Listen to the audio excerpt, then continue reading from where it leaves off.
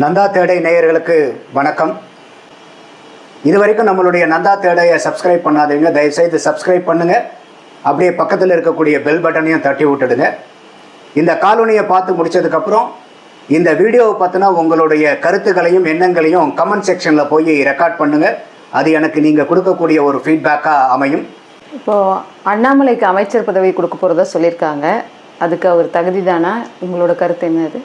இன்றைக்கி வரக்கூடிய தகவல் கூட முதல்ல சீஃப், அதாவது பிரைம் மினிஸ்டர் ஆஃபீஸ்லேருந்து அண்ணாமலைக்கு அழைப்பு வந்ததாகவும் அவரை கேபினெட்டில் உள்ளர கூப்பிட்றதாகவும் தகவல்கள். அது உண்மையாக பொய்யாங்கிறதெல்லாம் நமக்கு இன்றைக்கி நைட்டு தெரிஞ்சிடும். ஆனால் அதுக்கு அண்ணாமலை தகுதியானவரா அப்படின்னு நீங்கள் கேட்கும்போது நான் ரெண்டு வித்தியாசமான கோணத்தில் பார்க்குறேன். ஒன்று, தமிழ்நாட்டில் பிஜேபி கட்சி வளர்த்துறதுக்கு. ரெண்டாவது, மத்திய அரசாங்கத்தில் ஒரு நல்ல அமைச்சர் பங்கெடுக்கிறது. அந்த வகையில் பார்க்கும்போது அண்ணாமலை தகுதியானவரா அப்படின்னு நீங்கள் கேட்டிருக்கீங்க. போன தடவை 2019 பிஜேபி வாங்கின வாக்கு சதவீதம் வெறும் 3.62. அதுக்கப்புறம் வந்த சட்டமன்ற தேர்தலில் 2.62க்கு அவங்க ட்ராப் ஆயிடுறாங்க. இந்த எலெக்ஷனில் பார்த்தீங்கன்னா 11.33%க்கு ஓட் கெயின் பண்ணுறாங்க. அப்போது இங்கே தமிழ்நாட்டில் காலூன முடியாது, நோட்டாக்கு கீழே தான் பிஜேபி என்றைக்குமே இருப்பாங்கன்னு சொல்லிட்டு இருந்ததெல்லாம் முறியடித்து களத்தில் இறங்கி மக்களோட மக்களாக பயணித்து பெரிய டஃப் திராவிட கட்சிகளுக்கு கொடுத்து அவங்ககிட்டருந்து வாக்குகளை அதிகபட்சமாக 34 லட்சம் வாக்குகளை போன 2019 விட இந்த தேர்தலில் எடுத்து அவருடைய ஒரு மாநில தலைவராக என்ன ஒரு ஸ்ட்ராட்டஜி இல்லை என்ன ஒரு கோல் அவருக்கு இருக்கும்னா, ஒரு கட்சியை உங்கள் மாநிலத்தில் நீங்கள் எப்படி வளர்த்துறீங்கிறது தான் ஒரு மாநில கட்சி தலைவர்களுடைய பிரதான கோலாக இருக்கும். அப்படி இருக்கிற பட்சத்தில் தமிழ்நாட்டில் ஒரு திமுக கூட்டணியிலையோ அதிமுக கூட்டணியிலையோ அங்கம் வகிக்கக்கூடிய எந்த ஒரு கட்சியாக இருந்தாலும் அவங்களால ஒரு மாநிலத்தில் ஆட்சி அமைக்க தனிப்பட்ட முறையில் ஆட்சி அமைக்கிற அளவுக்கு எந்த கூட்டணி கட்சினாலும் வளர முடியாது. அதுதான் நம்ம எல்லா கட்சியிலையுமே நம்ம இது வரைக்கும் பார்த்துருக்கோம். ஒவ்வொரு கட்சியும் அப்படியே வளரும். ஆனால் அவங்க கூட்டணியில் இருக்கும்போது வளர்கிற மாதிரி ஒரு பிம்பம் வரும்.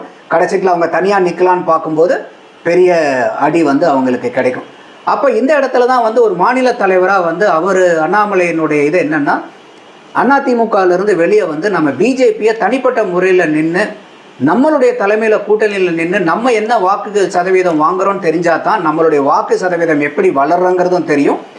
அந்த வளர்ச்சி எப்படிங்கிறது தெரியறது மட்டும் இல்லாமல் அடுத்தடுத்து வரக்கூடிய எலெக்ஷனில் நம்மளால் தமிழகத்தில் ஆட்சியை பிடிக்குமாங்கிறத நோக்கி நம்மளால் பயணிக்க முடியுங்கிறத ஒரு நல்ல விதத்தில் தான் அவர் அந்த முடிவை எடுத்திருக்காரு. ஏன்னா அண்ணாமலையினுடைய குறிக்கோள் அதிமுக கூட சேர்ந்து இந்த தடவை வாங்கக்கூடிய ஒரு 5 சீட்டோ 10 சீட்டோ 15 சீட்டோ எம்பிங்கிறது முக்கியம் இல்லை. பிஜேபி இன்னைக்கு ஒரிசாவில் பார்த்தீங்கன்னா இன்னைக்கு அசுர வளர்ச்சி இந்த கடந்த 24 வருஷமாக ஒரிசாவில் அசைக்க முடியாத மாமன்னனாக இருந்த பிஜு பட்நாயக்கை இன்னைக்கு காலி பண்ணிட்டு இன்னைக்கு பிஜேபி அங்கே ஆட்சியில் வந்திருக்காங்க. பிஜு பட்நாயக்கு ஆப்போனண்ட்டே இல்லை, யாருமே அதை மாற்ற முடியாதுங்கிற நிலைமையை மாற்றிருக்காங்க. அப்போ இந்த தமிழ்நாட்டிலையும் திராவிட கட்சிகளை விட்டால் வேற வழியே இல்லைங்கிறவங்களுக்கும் இந்த தேர்தலில் பார்க்கும்போது பிஜேபி தனியாக நின்று ஒரு 11+% வாக்கு வாங்கியிருக்கும் போது அடுத்தடுத்து வரக்கூடிய காலகட்டங்களில் பிஜேபி அதிகமான வாக்குகளை பெற்று தமிழ்நாட்டில் ஆட்சி அமைக்க முயற்சிக்கணுங்கிறது தான் பிஜேபியினுடைய தலைவராக அண்ணாமலையினுடைய கோலாக இருக்கிறதா நம்மளால் புரிஞ்சிக்க முடியுது.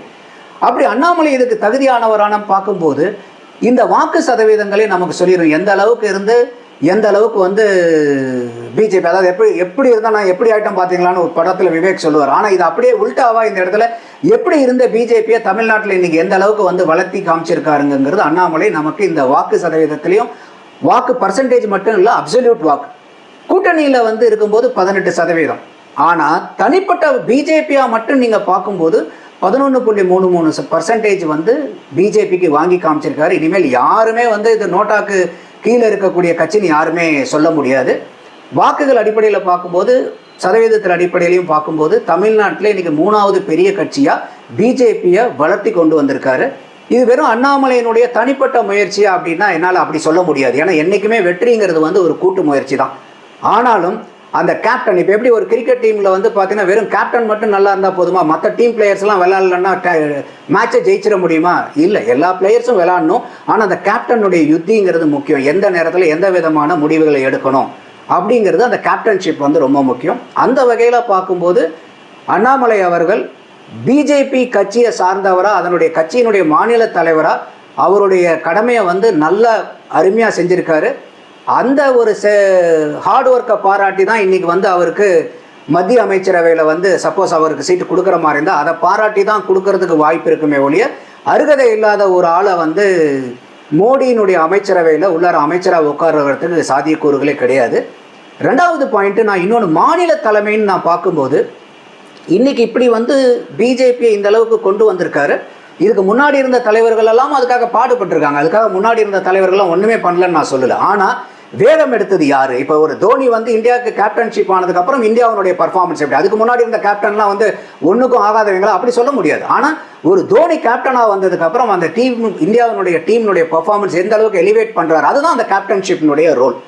அந்த வகையில் இன்றைக்கி அண்ணாமலைக்கு வந்து மத்திய அமைச்சரவை பதவி கொடுத்து அவர் மத்திய சர்வீஸ்க்கு போனதுக்கப்புறம் இங்கே தலைமை மாறு. ஏன்னா பிஜேபியை பொறுத்த வரைக்கும் வந்து பார்த்திங்கன்னா ஒரு பதவி தான் ஒரு ஆள் வச்சுக்கலாம். இன்றைக்கி வந்து சென்ட்ரல் கவர்மெண்ட்டினுடைய மினிஸ்டராக பிஜேபியில் அண்ணாமலை போயிட்டார்னா கண்டிப்பாக மாநிலத்தினுடைய தலைவர் பதவியை வேற ஒருத்தர் தான் கொடுக்கணும். அந்த மாதிரி வேறு ஒருத்தர் தலைவராக வரும்போது பிஜேபியினுடைய வளர்ச்சிக்கு, மாநிலத்தில் தமிழ்நாட்டில் பிஜேபியினுடைய வளர்ச்சிக்கு இன்றைக்கி வந்திருக்கக்கூடிய இந்த மொமெண்டத்தை அப்படியே கொண்டு போகிறதுக்கு பெரிய முட்டுக்கட்டையாக இது மாறும். ஏன்னா இன்னும் 2 வருஷத்தில் உங்களுக்கு வந்து சட்டமன்ற தேர்தல் வருது. அப்போ இதே அண்ணாமலை இன்றைக்கி தலைவராக இருக்கக்கூடியவர் ஒரு மாநிலத்தில் கட்சியை வளர்ச்சி அடையணுங்கிற பட்சத்தில் அவர் தலைவருடைய தமிழ்நாட்டினுடைய தலைவராக பதவி நீடிச்சார்னா இன்னும் 2 வருஷத்தில் இந்த கட்சியை வந்து இன்றைக்கி இருக்கக்கூடிய நிலைமையை விட இன்னும் நல்ல சிறந்த நிலைமைக்கு கொண்டு போக முடியும். ஆனால் இந்த மாதிரி அவர் அமைச்சராகிறாரு, வேற புது தலைவர் வராருங்கும் போது வரப்போகிற தலைவருக்கு இது வந்து ஒரு பெரிய சவால். வரக்கூடிய தலைவர் இந்த அளவுக்கு அக்ரெசிவாக ஒரு அலையன்ஸை வச்சு மக்கள்கிட்ட இறங்கி மக்களாக போய் வேலை பார்த்து இந்த 2026 ஒரு பெரிய அளவில் வந்து ஒரு எம்எல்ஏக்களை வந்து பிஜேபி சார்பாக தமிழ்நாட்டுக்கு கொண்டு வரணும் அப்படிங்கிறது பெரிய அப்ஹில் டாஸ்க் தான் வரப்போகிறவருக்கு. ஏன்னா அடுத்தது வந்து வரப்போகிற 2026 விஜய் அவர்களும் களத்துக்கு வராரு. ஏன்னா மொத்தமாக வந்து பார்த்திங்கன்னா இன்றைக்கி களமே வந்து டிஃப்ரெண்ட்டாக இருக்குது. இன்றைக்கி வந்து டிஎம்கேக்கு நம்ம ஏற்கனவே பார்த்த புள்ளி விவரங்களில் 39 சீட்டு ஜெயிச்சிருந்தாலும் தனிப்பட்ட டிஎம்கே கட்சியாக 11% வாக்கு வந்து காணா போயிடுச்சு. மக்கள்கிட்ட ஒரு அதிருப்தி இருக்கிறது நமக்கு அது தெரியுது. ஆனால் இதெல்லாம் அறுவடை செய்யக்கூடிய ஆள் அப்படிங்கிறது யாருன்னு பார்க்கறது தான் இந்த 2024.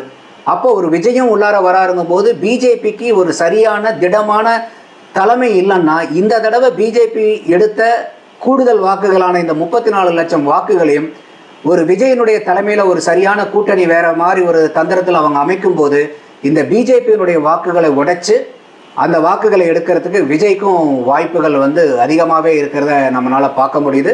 அதனால் இந்த 2026 going to be a very interesting game. உங்களை மாதிரியே நானும் ரொம்ப ஆர்வமாக எதிர்பார்த்துட்ருக்கேன். நம்ம இந்த வீடியோவை இது வரைக்கும் பார்த்தவங்க நம்ம கொடுத்த புள்ளி விவரங்கள் கருத்துக்களை பற்றி உங்களுக்கு உண்டான என்ன கருத்துக்களாக இருந்தாலும் எண்ணங்களாக இருந்தாலும் தயவுசெய்து கமெண்ட் செக்ஷனில் போய் கமெண்ட் பண்ணுங்கள். உங்களுடைய ஃபீட்பேக் எனக்கு ரொம்ப முக்கியம். நந்தா தேடை சேனலை சப்ஸ்கிரைப் பண்ணாதவங்க தயவுசெய்து சப்ஸ்கிரைப் பண்ணுங்கள். இந்த வீடியோவை உங்களுடைய நண்பர்களுக்கும் உறவினர்களுக்கும் பகிர்ந்துக்குங்க. இன்னொரு வீடியோவில் மீண்டும் சந்திப்போம். வணக்கம்.